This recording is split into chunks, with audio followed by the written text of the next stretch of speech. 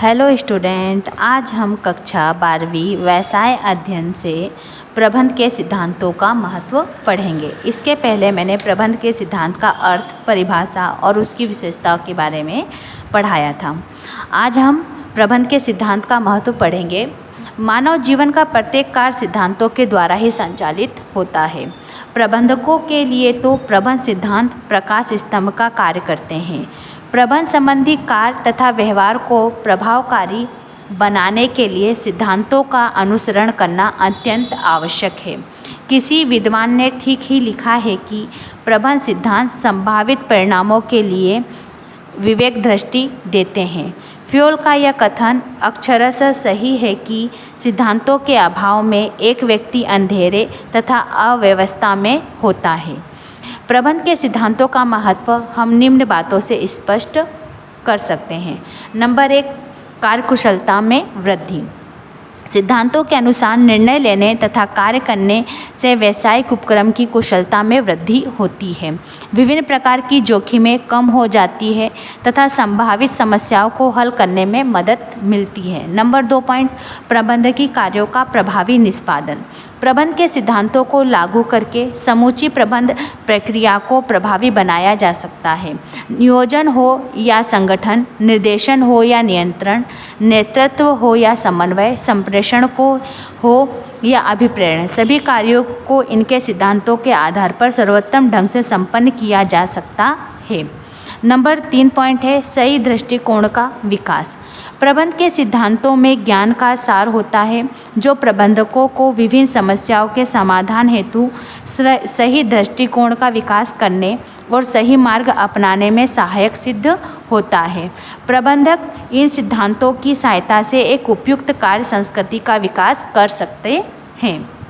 Number 4, त्रुटियों में सुधार।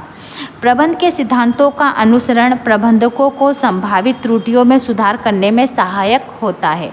कुड्स और डोनेल के अनुसार प्रबंध के सिद्धांतों का प्रयोग कर गंभीर त्रुटियों से बचा जा सकता है। नंबर 5 है प्रबंध के विकास में सहायक। प्रबंध के सिद्धांतों की सहायता से प्रबंध विज्ञान को अधिक सशक्त और सुनिश्चित रूप दिया जा सकता है। प्रबंध के विकास में प्रबंध के सिद्धांतों का महत्वपूर्ण योगदान होता है। नंबर 6 पॉइंट है शिक्षण प्रशिक्षण स्तर में सुधार।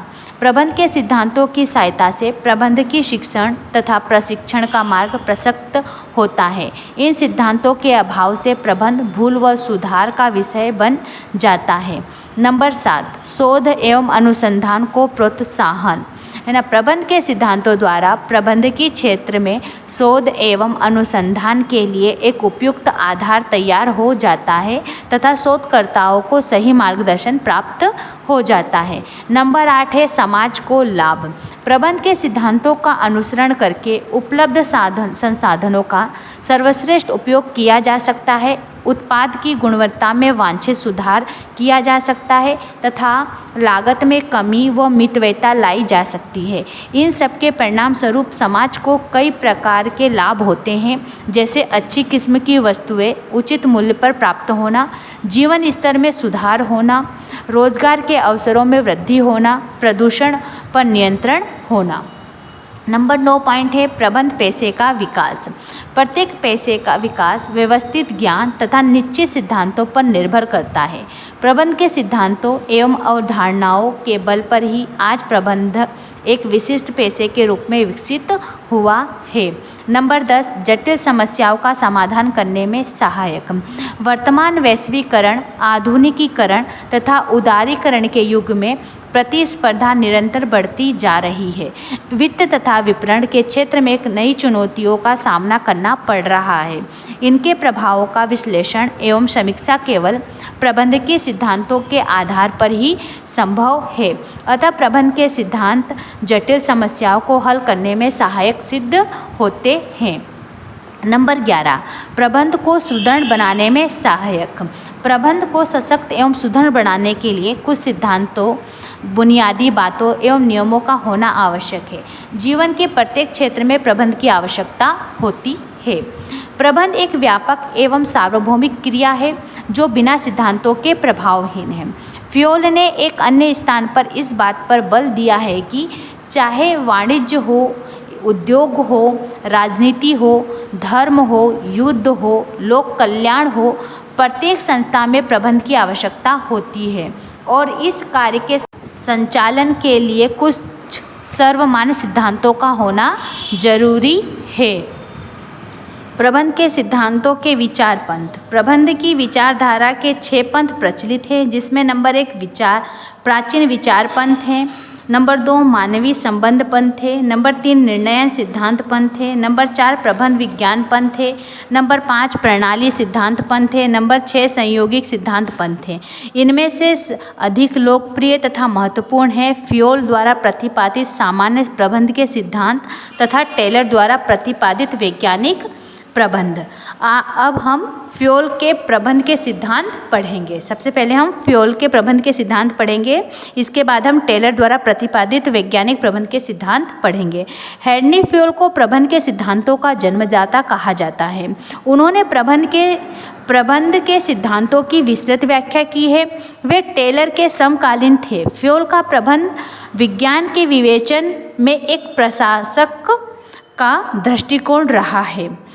उनकी मान्यता है कि प्रबंध के सिद्धांत असीम हैं, लचीले हैं तथा उनका उपयोग विद्यमान परिस्थितियों के अनुसार होना चाहिए। अपने अनुभव के आधार पर उन्होंने निम्न 14 सिद्धांतों का प्रतिपादन किया।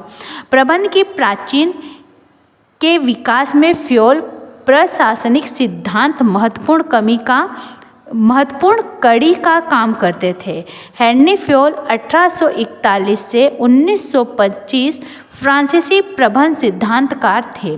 वे 1860 में सेंट एटेन की खनन अकादमी से खनन इंजीनियरिंग में स्नातक हुए। फ्योल पहले व्यक्ति थे जिन्होंने प्रबंध के 4 कार्य निर्धारित किए। नंबर 1 नियोजन, नंबर 2 संगठन, नंबर 3 निर्देशन और नंबर 4 नियंत्रण। उनके द्वारा प्रतिपादित 14 सिद्धांतों पर 1917 में फ्रेंच भाषा में प्रकाशित पुस्तक एडमिनिस्ट्रेशन इंडस्ट्रियल एंड जर्नली में विस्तृत चर्चा की गई है। यही पुस्तक 1949 में जर्नल एंड इंडस्ट्रियल मैनेजमेंट के नाम से अंग्रेजी में प्रकाशित हुई। आगे हम प्रबंध की अवधारणा के बारे में पढ़ेंगे। फ्योल के अनुसार समस्त औद्योगिक संस्थानों को 6 पृथक क्रियाओं में विभक्त किया जा सकता है। नंबर 1 तकनीकी उत्पादन, नंबर 2 वाणिज्य, इसमें क्रय विक्रय विनिमय शामिल है, नंबर 3 वित्तीय पूंजी की खोज तथा अनुकूलतम उपयोग, नंबर 4 सुरक्षा संपत्ति तथा व्यक्तियों की सुरक्षा, नंबर 5 लेखांकन सांख्यिकी सहित, नंबर 6 प्रबंधकी नियोजन संगठन निर्देशन समन्वय एवं नियंत्रण। फ्योल ने अपने विचारधाराओं को 3 शाखाओं में बांटा है। नंबर 1 प्रबंध की योग्यता तथा प्रशिक्षण, नंबर 2 प्रबंध के सामान्य सिद्धांत और नंबर 3 प्रबंध के तत्व। सबसे पहले हम प्रबंध की योग्यता तथा प्रशिक्षण के बारे में पढ़ेंगे। फ्योल की पुस्तक के प्रथम भाग में फ्योल ने कहा है कि अपने कार्य को प्रभावपूर्ण बनाने के लिए प्रबंध में निम्नलिखित योग्यता का होना आवश्यक है। नंबर 1 शारीरिक योग्यताएं।